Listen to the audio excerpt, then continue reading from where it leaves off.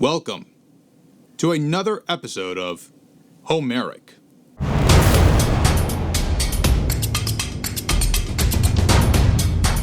Today we're going to talk about the story of the Great Dark Abyss.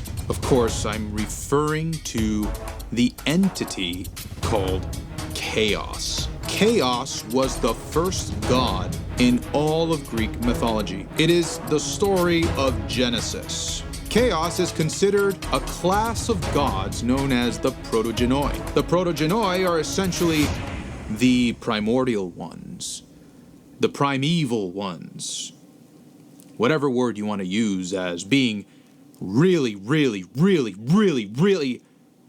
freaking old.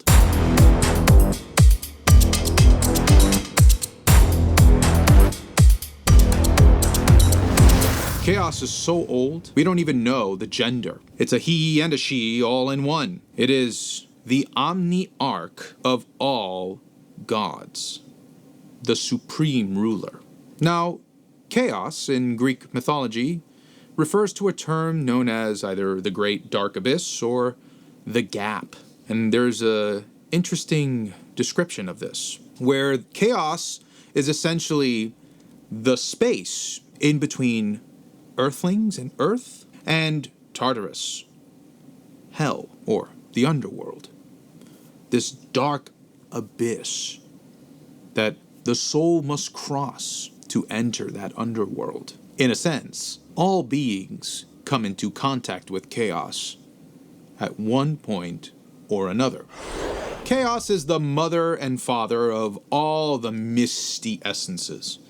And when I say the misty essences, I'm talking about these ethereal beings. Who am I talking about then? Well, first, let's talk about one that I believe everybody here knows. Mother Gaia.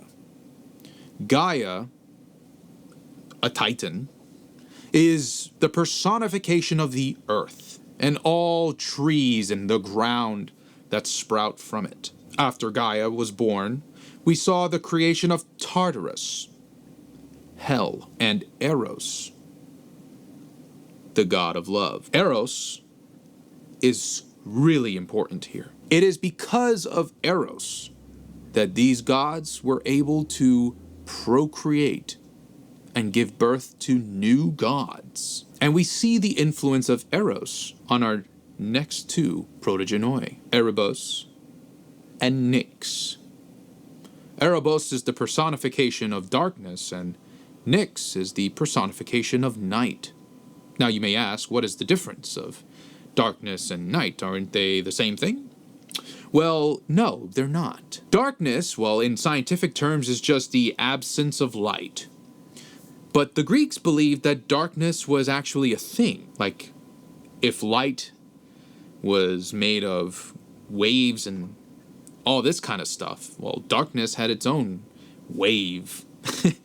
Sort of the idea that it was baryonic matter, this matter of the universe.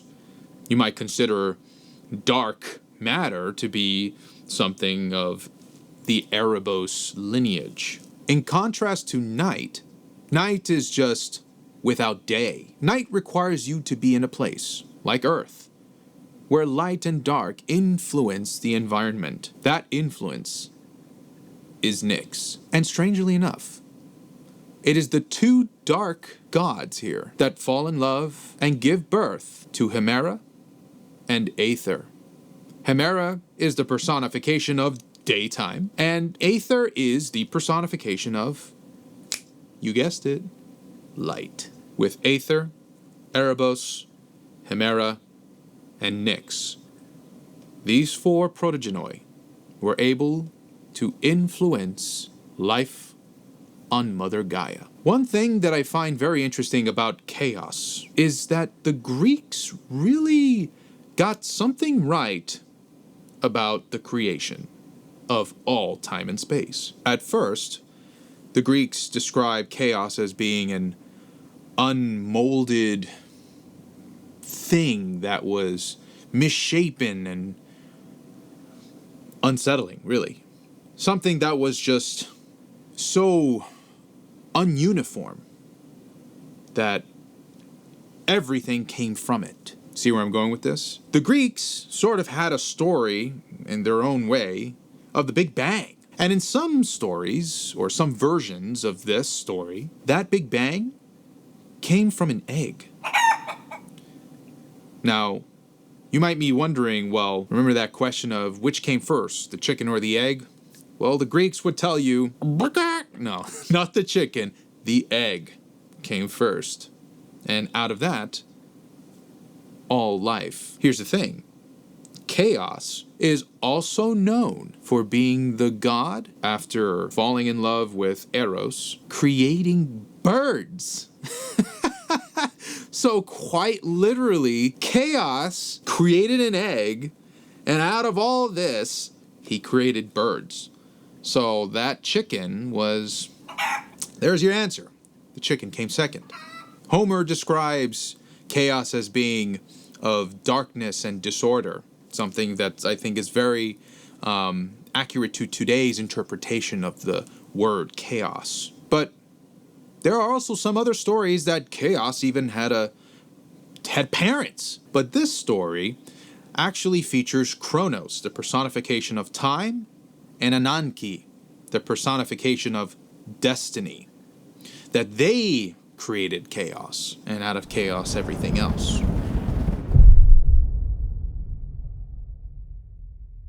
Here's where we get to the good stuff. Khaos and his or her powers. Khaos's powers are so strong,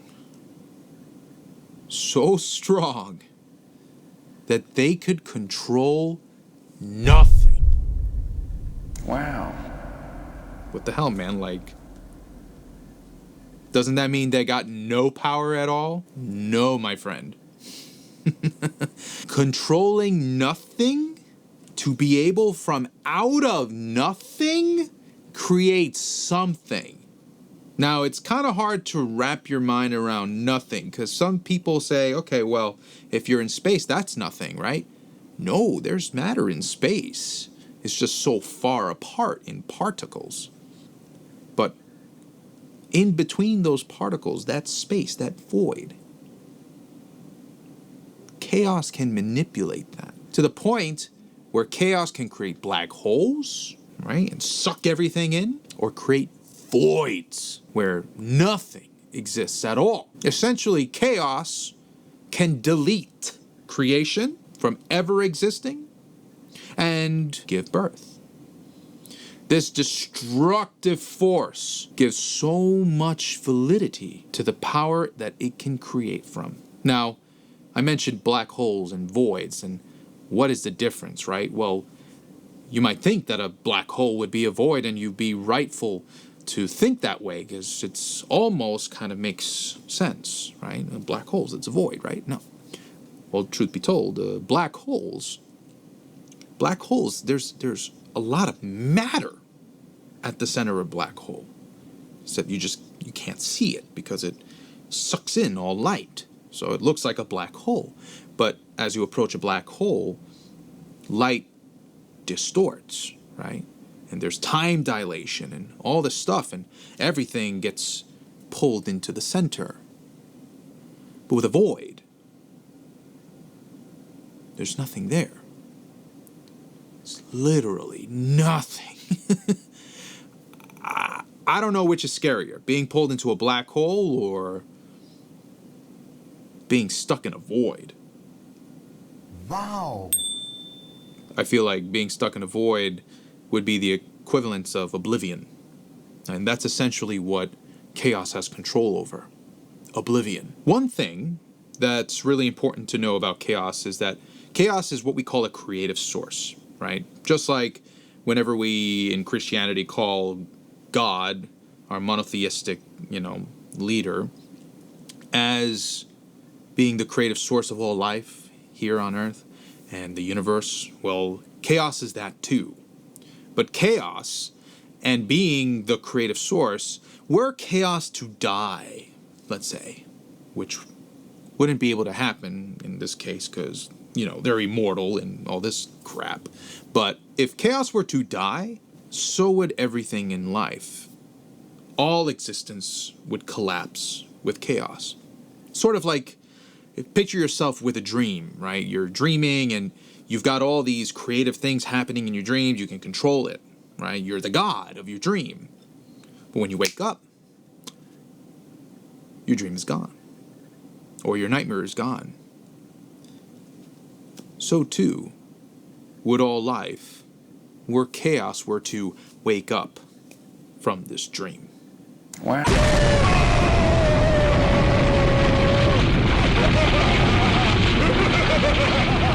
Amongst other powers of like aerokinesis, being able to control air, and nihilokinesis, the ability to control nothing, as we've stated before. Khaos also has another really interesting power. We call it spatio-chronokinesis, or the ability to control space-time. In this case, it's might be the equivalent to somebody thinking, oh, time travel. I can go back and forth through time. Except, not only can Khaos do that, that's the easy thing. Khaos can also reorder time like Legos, or delete, just take stuff out, or put new stuff in. Like, yeah, oh yeah.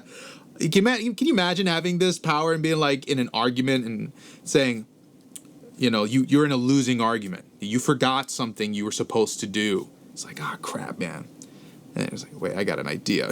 You go back in time. You put that thing into existence. You come back and be like, hey, what are you talking about? I did that thing. That's a pretty cool power. Being able to control space-time. And it's also a very scary power. I would not want to be on the receiving end of somebody literally deleting me, not just here and now, but in all existence. You never existed. Khaos also has the ability of psychokinesis tactics like teleportation, telekinesis, and flight. These are traditional superpowers. And also has an omniscient ability to know about everything, right? Omniscience meaning omni-conscience, right? So all consciousness. And to be that knows all, one must also, I guess, be invulnerable and have immortality. And if they were to ever be in battle, I don't know how you could hurt somebody who's invulnerable, but have rapid regeneration as well. All of these traits are quite fascinating to me about Khaos. I feel like as the creating force of all things in the universe, yes, it is a force to be reckoned with, and one that's, in this case, not as loving as the Christian God. Well, is the Christian God all that loving anyway? But I dare say, Khaos is much more fearsome. If this was interesting to you, be sure to give this video a like and subscribe.